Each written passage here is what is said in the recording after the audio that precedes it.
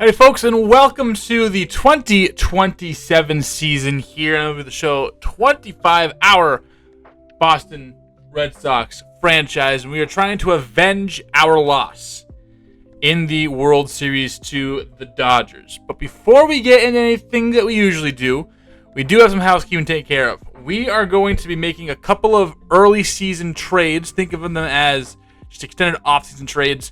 We need to clear up some space. We need to move the 40-man around. We need some backups and where I need. So here are the trades we're going to be making. First things first today. We're going to be dealing Zach Penrod to the Tigers for Tomas Nido. Now, we do need a catcher that we can have as a backup on the 40-man in case a Wong or an Avaya gets hurt. Do have an Ashton Fuqua, but I don't want to start his service time yet. And Anthony Siegler, I'm not really too, sure, but I'd like to have him for 1 or 2 more years before we cut bait and have to start actually paying him. So probably give it a year, let Fuqua develop a little bit, and Narvaez develop a little bit, and then Nido just a 1-year gap. But for right now, we are going Zach Penrod for Tomas Nido. We're also going to be sending Connor Grames to Seattle for just a depth minor leaguer, and Dusty Herzog might not be anything for us. He was their 4th round pick in 2025. Speed seems to be the name of his game. Play second base. Again, a ways away, but we're just trying to make some room on the 40-man as Grames is going to go to Seattle. A guy who picked up in minor league free agency a little bit ago, and just again making some room on the 40-man. Another one we're making, Josh Winkowski is going to be traded to Atlanta Braves for Ivan Velasquez. 4-pitch mix from the Dominican Republic, a 6th-round pick this previous draft, a righty thrower, decent velocity, good break, just kind of a good reliever profile, D potential, and we're sending over them Josh Winkowski. Just hasn't pitched for us since 2024, and he currently slots in as their 3rd or 4th, the top 5 reliever for them. So we are sending over Winkowski, clearing up a 40-man spot, and the Braves give us a depth minor leaguer in the bullpen. So that is over. We have made our trades. We are starting with our top 15 prospects for this year, starting off with Connolly Early. Again, a lot of these guys we've seen before, heard the profiles through before, but as we keep going, they're getting a little bit better, and they're starting to kind of form the role that we maybe expect them to be taking on in our organization. Connolly Early, strikeout type pitcher. He has pitched very, very well in the minor leagues. He's officially on the 40-man roster also. And yeah, I think he can be a back end of the bullpen guy, or back end of the rotation type guy. Throws from the left side, so especially if we need some lefty reliever help sometime this year, Connolly Early could be making his debut this season. Mike Romero also jumping on to the 40-man roster, a slick fielding shortstop with decent speed, has a nice stroke from the left side, and I think his power actually plays up. 49 contacts for both sides, 38 contacts for both sides, and a good vision rating as well at 61. Romero, a guy that we're expecting, he's probably going to get 2-3 more years of development before we kind of figure out if he's going to be a bench piece for us or not. Can play second base as well. But I'm intrigued on Mikey Romero. And if you're a Red Sox fan in real life, check out Mikey Romero this year. I think he's 6th on the Sox prospects top 60. He's a guy that we can see having a breakout campaign in real life this year. Colin Pennick, our 6th-round pick from 2025. Again, 5-pitch mix. Not really big on velocity. He was thrust into a role last year, and I kind of wanted him to develop in single A. We'll see where he starts this year. But again, high stamina guy, and everything else is kind of following. The hit home runs, pitching clutch, control seems to be a little bit higher than the hits and strikeouts per 9, with the walks per 9 bringing up the rear. Hopefully he gets that control down a little bit, help him out a bit, and jump him up into potentially, we're only 19 years old and our 13th ranked prospect. So yeah, Pennick one day could probably be someone in contention, but let's see if he develops fast enough to throw him on the 40, or if he's someone that gets stolen from us in Rule 5. Bob Hernandez, our 3rd-round pick in 2025, B potential, already a major league caliber fielder in the infield. Already a major league caliber athlete with the steal rating and the speed rating being as high as they are. Not a major league bat quite yet, and really not really a double-A type bat. He might, again, start in single A, and we'll probably bring him up for double A for the video when we have later on. But 5'9", 180. He's going to be a backup infielder for us one day, potentially even push for a starting job, but I don't know, we just locked up our middle infield of the future, so maybe not. But Hernandez, a guy that maybe he's trade bait one day, is 23. By the time he develops, probably going to be 26, 27, and that's a guy that we can have for basically his whole career and not really have to pay, especially with all these big contracts we have. We do have to start looking at the margins like that, and Bob Hernandez might fit in there, but I liked what I saw from him. His swing is nice in game, so maybe he jumps up offensively and burrows himself into a role on this team one day. Luis Perales, our third pitching prospect we have talked about. Again, kind of in the Conley early mold, where he's a little more strikeout for everything else, but 70 overall, he's right on the cusp. Someone goes down, he's probably our first call-up, him or early. The Venezuelan native has a crisp four-seamer that sits in the mid-90s, but everything else kind of needs to work. He's, again, one of those multiple guys where nothing's too high, nothing's too low, and seasons like this, it's always does one thing go up exponentially and get a plus 5, 6, 7 in a rating, and then that kind of becomes his identity. Only time will tell, but I guess he'll be competing for a spot, but really not really. Ashton Fuqua, a guy that we were looking to draft in season 1, ended up not getting re-signed or getting cut for whatever team drafted him, and here he is on our team now as a minor league free agent. Super high contact from both sides of the plate, super high plate skills, and this is the guy you want to get in just because the sim stats are going to love this guy. He's going to hit for a high average. He's going to continue to progress high. Only 20 years old, already kind of on the cusp of the big leagues. We did trade for Tomas Nido. I wanted to kind of get him to save Fuqua from getting thrown into the big leagues in case there was an injury. With it being just 20, we might start him off at AA, or, I mean, he's our second best rated catcher. He could be in the major leagues right now, but 20 years old, maybe want to throw him in AA, see what he does, and maybe he makes AAA by the end of the season. But Ashton Fuqua, a guy that can be a nice backup catcher. Fielding ratings aren't all that. Does have a very strong arm, and with being a C potential at 69, how much more does he have to grow, and how much of that growth will go into the fielding? Who knows? Maybe we switch him over to like a third base or something in the future. I'm not opposed to adding secondary positions. I know they kind of really nuked a lot of people's secondary positions. But yeah, we will see what Ashton Fuqua, but I am very excited about him and what he can bring. Reynaldo Lopez, our first draftee of 2026, I believe. We got him late in the draft, and he is a high overall, potential guy, 18 years old, does not throw hard. 88 on the sinker, maybe tops out at 90. Sinker, curveball, changeup. And with 60 stamina, maybe this guy is a reliever with big strikeout numbers and low walks numbers. We'll see where he kind of plateaus, but I would not be afraid to make him for whenever he's ready. Especially with that three-pitch mix, he's probably going to top out as a multi-inning bullpen guy, kind of like Garrett Whitlock. Let's see how long he develops, how long it takes for him. But I think our first draftee of 2026, our new member here on this board. Tom Frasier, our second-round pick in 2026. I think I said when we drafted him and we saw the ratings that he's not as good as I thought he would be right out of the box, but looking at the ratings, they're actually not too bad. You know, mid-40s on all the contacts, a little bit higher power against righties, lower power against lefties as a left-handed bat from North Carolina. Good, really good athlete. The fielding has a ways to go.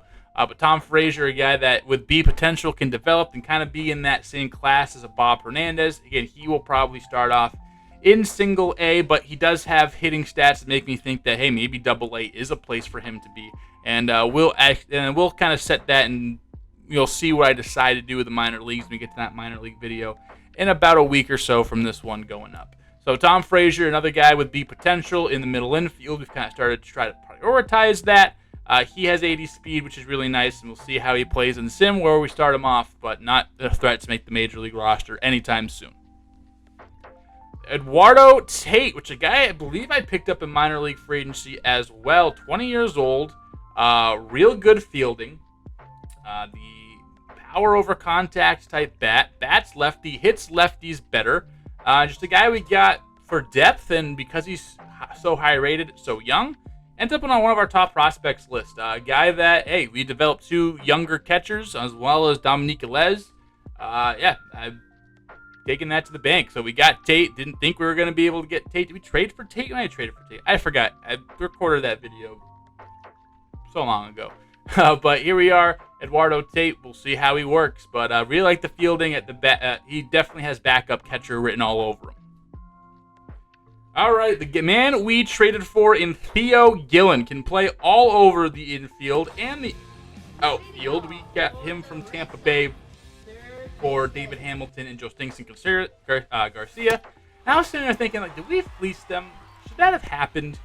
And I'm like, yeah, I guess that's fine. Like, 2 good prospects, or a really good player right now, and a decent prospect for a guy that was in a logjam position. Yeah, he could have moved around, but I don't think the potentials are super far off, and I think David Hamilton's a good player.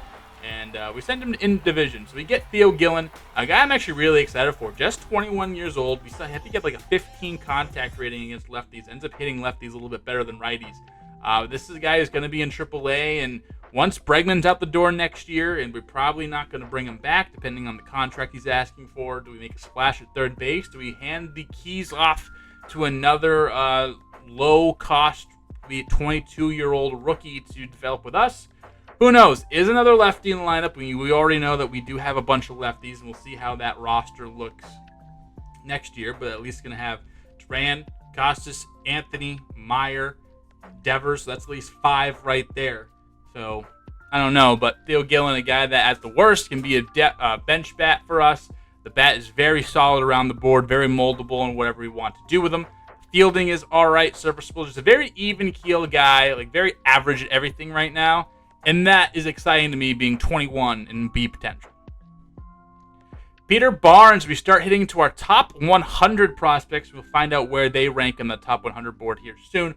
But Peter Barnes, 84 stamina. This is our 3rd round pick from this last year. A guy that I think has very high B potential. Throws gas, 5-pitch mix.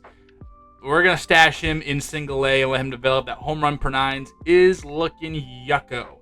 The pitching clutch is not fantastic. Can he hit a little bit?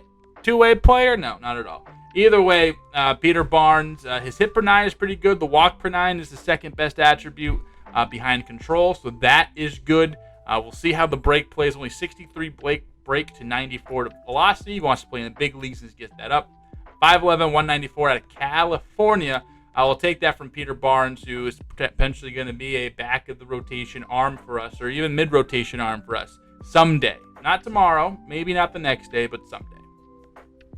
Mark Hayashi, our 2nd-round pick of 2025, and our 2nd-round pick that we ever made. I'm going to change his name from Mark because he's from Japan, so you'll find out one day what his new name will be. I was supposed to do that before I started this.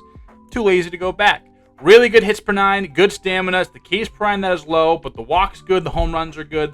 The control and the clutch aren't fantastic. He had an up and down season, started off poorly, but really turned it on. He will probably be in Worcester for this season.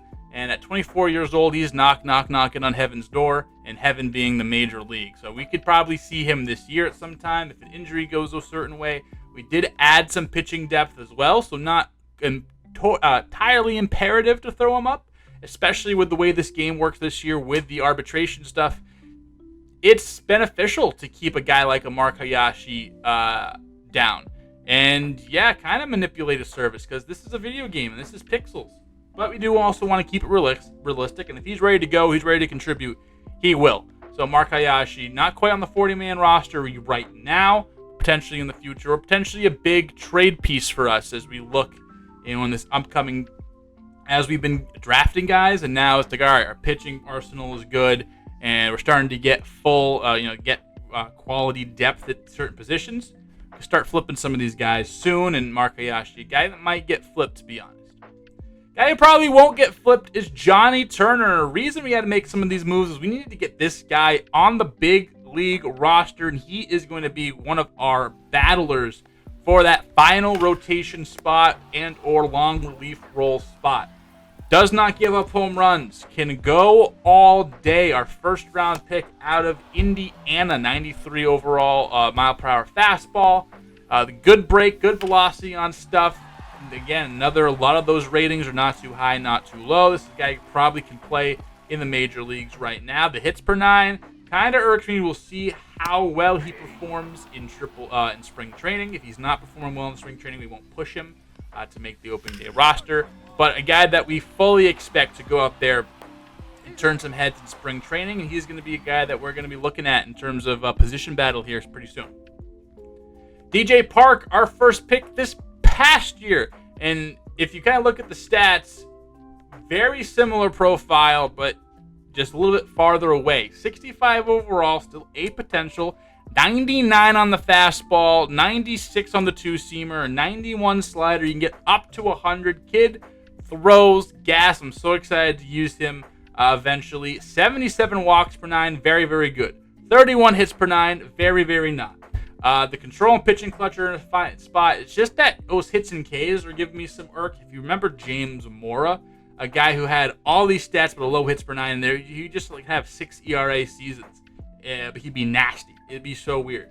And again, a 77 walks per 9 is awesome. Hopefully that helps. So when he does give up hits, it's not like he's giving guys free bases. One of the more important stats in this game. I'm glad it is super high to begin for DJ Park. Probably 2, maybe 3 years away. But a guy that probably be jonesing for a rotation spot at some point here soon. And we'll see how long it takes for him to get there. And finally, to bring it all together, it's Dominique Alles. Our 19-year-old catcher, a top 100 prospect, top 10 prospect. Great fielding. The contact is up. The power is up. Had a real nice stint in Double-A. We saw him hit 2 home runs in his first ever game in Double-A.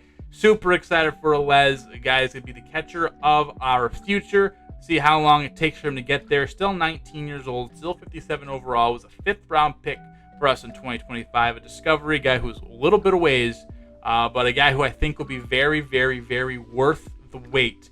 So there is our top 15 prospects as a team. We go into the top 100 prospects, and then by position, who do we have? Dominique Alles, number 7 overall prospect, and DJ Park, the number 10 overall prospect in baseball. Johnny Turner ran the route outside looking in, and the 3rd-ranked guy who's expected to start the season in Major League Baseball. Have to go a little ways until we find our next prospect, and that will be over here at 47 on Mark Hayashi. So 4 top 50 guys we own. Our next guy is going to be, I think, Peter Barnes down here about like the 80s or something. 90s. Yep, 93 Peter Barnes is listed there, and that's our top 100 prospect. By position, starting pitcher, we have 2 of the top 3 starting pitchers, as well as Hayashi, who's the 16th out of 20 ranked pitchers here. I don't think we have any relief pitchers. We will quickly look and see now. I also moved a lot of the closers to relief pitchers, so it helps them make the major leagues. So we won't really be seeing any closing pitchers here. Dominique Alles, the number 1 ranked catcher, and then Eduardo Tate, the number 8 ranked catcher, and then Ashton Fuqua, the number 11th ranked catcher. So cool, especially this is a nice little place to kind of see your depth.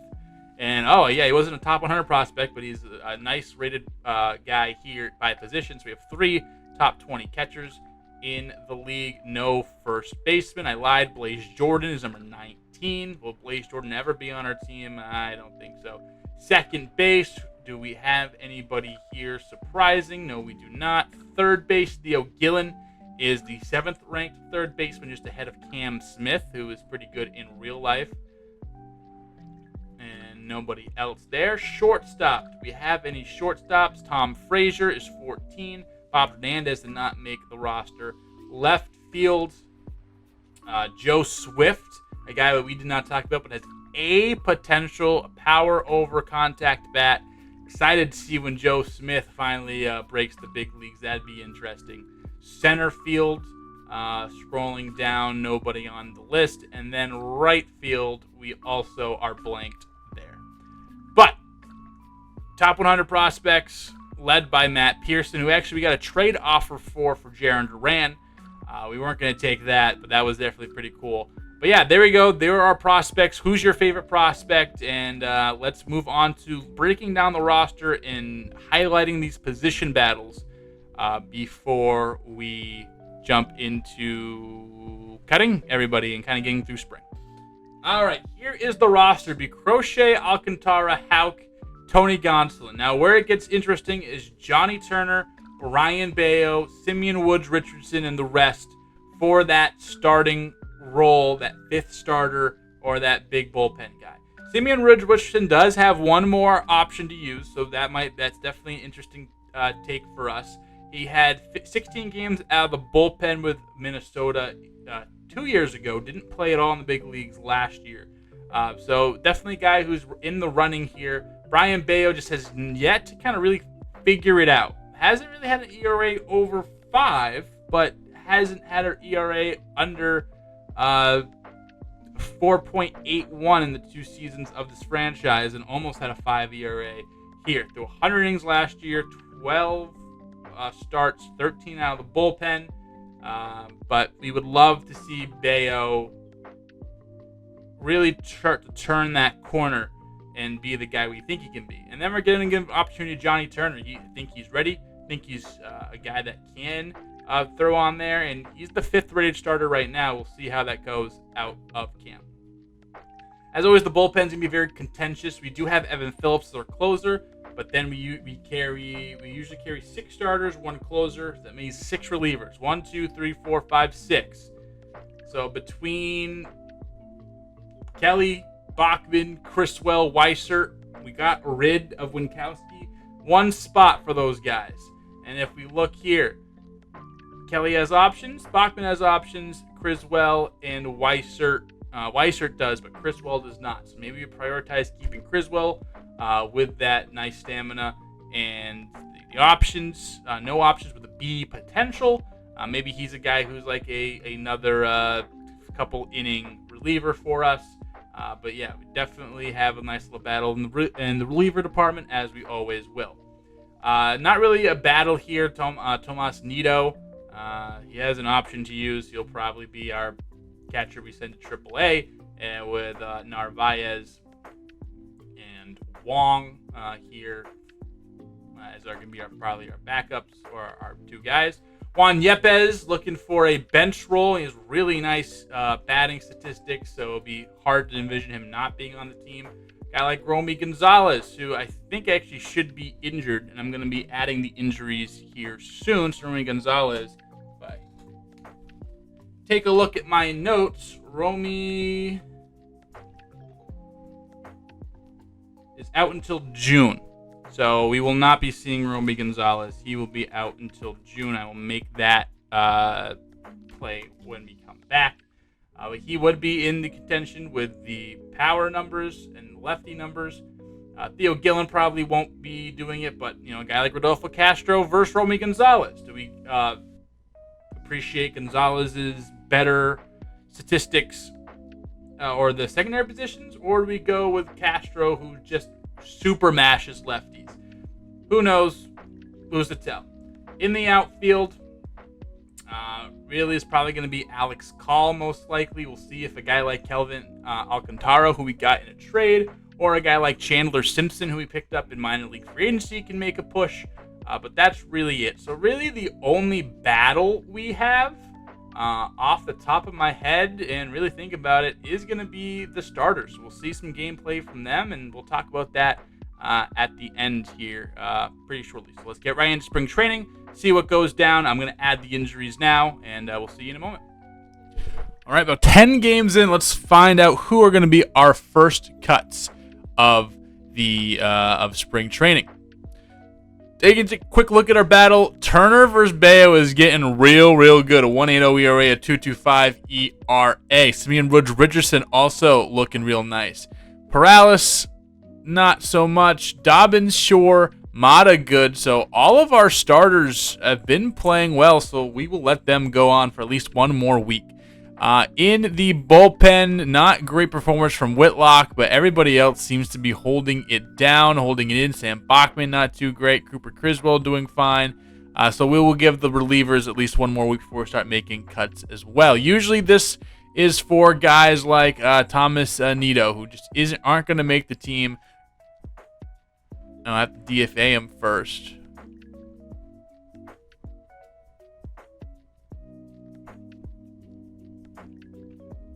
All right, so we outright him to AAA. So, yeah, I like how in this game, again, if you have 5 years or more of service time, have to throw them through waivers first before you send them down. So, it's Narvaez and Wong are going to be our catchers. Other guys who are looking, looks like Theo Gillen. We're just going to move him down. He really isn't a guy that we are going to be adding to our team. A guy like Mikey Romero, he is going down. Those guys, I don't think, regardless of what they were going to do, going to make the team. And a little outfield battle between these three is fine. But a guy like Carlos Cortez, he also is going to go AAA. So make 4 cuts. We'll adjust the roster and then be back short. Okay, 10 days left to go in spring training. So here's where this is kind of the rest of the meat. We're putting the starters back in, letting them go into work. So let's kind of check in on our starting pitcher battle right now. Turner and Bayo. It looks like Turner's winning this. The other guys, Simeon Richardson has been crazy good. Luis Perales is going to AAA. Connolly Early, he's probably AAA. Hunter Dobbins, Brian Mata. I mean, they're all playing very well, but I just think it's more of a case. We'll move Early to AAA, and I guess we'll keep Dobbins and Mata up at 27. Maybe they're just bullpen pieces for us. Who knows?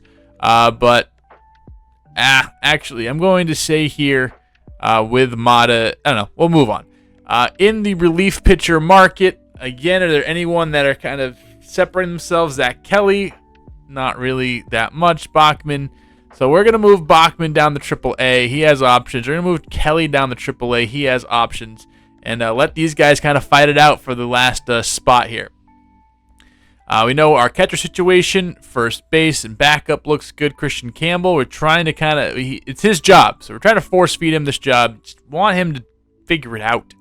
After he is now getting paid $15.5 million a year. Obviously, our third basemen are fine. Marcelo Meyer and Rodolfo Castro are good. And the last little bit here is this outfield battle. Now, Chandler Simpson is just fine. We are going to move Kevin Alcantara down, though. He has proved he's not ready for the big leagues, which is fine. And Alex Call will still be in there. All right, let's throw the regulars in, and then I'll see you at the end of spring training and see if we have any who's going to win these last position battles. And we'll talk about the position battles at the end.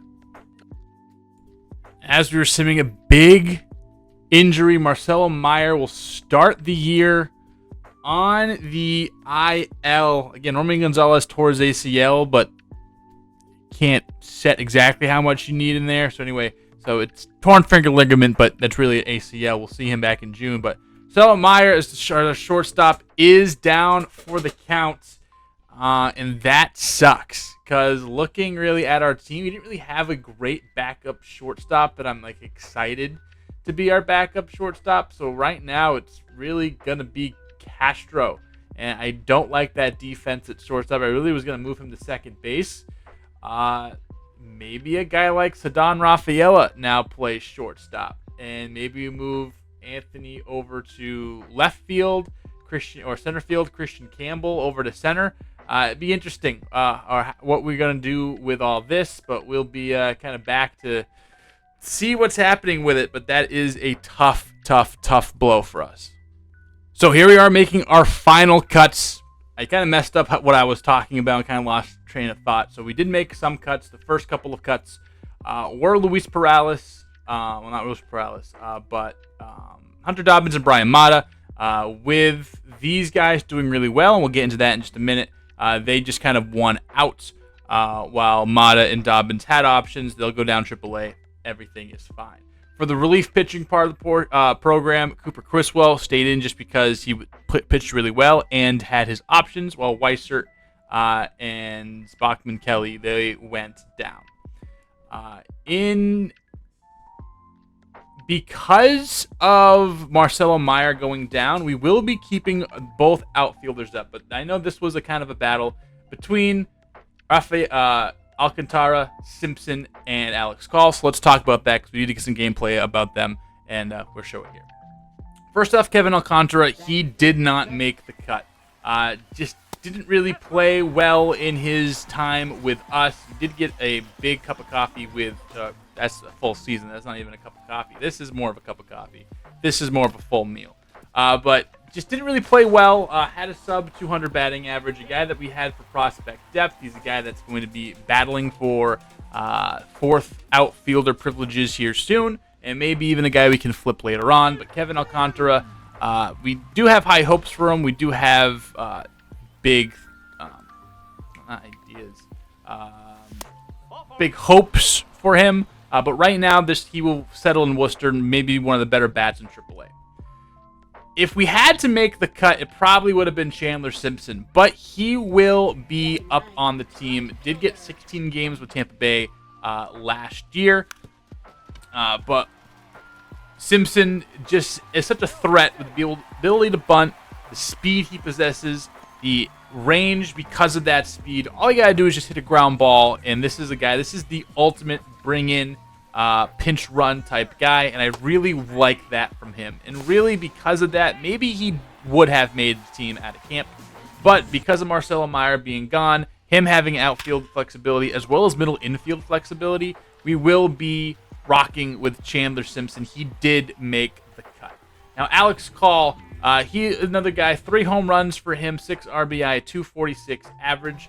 Alex Call probably would have made the team too. It was really between him and Simpson. He had an option to use $2.2 million. He's being offered in 46 games last year with us. He did all right. Really is here because of his contact against lefties, and he walks a good amount. Good fielder, decent athlete.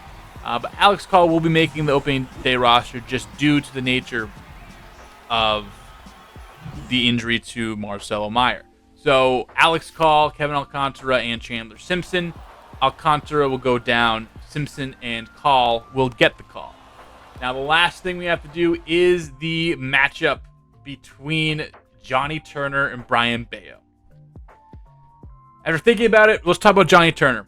Johnny Turner in his spring got 23 2/3 innings in 10 appearances, or 6 appearances, mind you. Did have a 3.04 ERA. Only had one really bad blow-up type start here, or appearance here, or start here against Minnesota on the 16th. But for the most part, 5 innings, 2 earned for him. 4 innings, an inning here, inning there, 3 innings here, 3 really good innings. He did walk a good amount of batters, but most of those came in just 2 appearances. We really liked what we saw from Johnny Turner. Brian Bayo, on the other hand, we liked what we saw from him too. He got 15 innings here down the stretch, but he also ended up with 26 innings total, 20 strikeouts, 7 walks. He as well had some real good innings, especially out of the bullpen here late. He really locked it down. Had 1 blow up against Minnesota, but his starts were really, really good. 1 tough one against Toronto, but he had a really good start against Minnesota here. We like what he is. Obviously, we've committed to him with $9 million for the next 4 years. Because of that, it will be Johnny Turner who will be losing out in this battle, moving to AAA. And really, is it Johnny Turner's fault, or is it Simeon Wood Richardson's fault? He had just been outstanding. He was great. He's going to be in our bullpen. 28 strikeouts, 22 innings, only 5 walks. He was crazy good. In his last 17 innings, he did not allow a single run and struck out 20, only gave up 16 hits, and only gave up 4 walks. Incredible. So Simeon Wood Richardson, he will be our 26th man. Now when Brian Bayo comes back, when Marcelo Meyer comes back, we have some things to do. And the last thing to do is, what do we do with the lineup?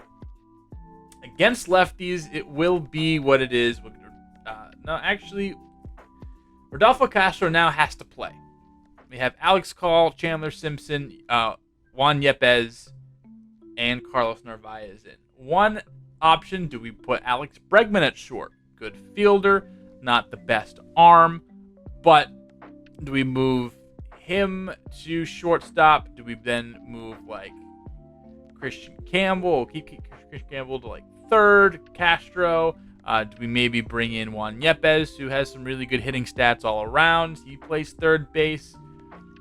I don't know. Or do we do something like this where Ceddanne Rafaela plays shortstop, but even then still we'd have to do some moving around. So I think for right now we will keep Castro as our shortstop.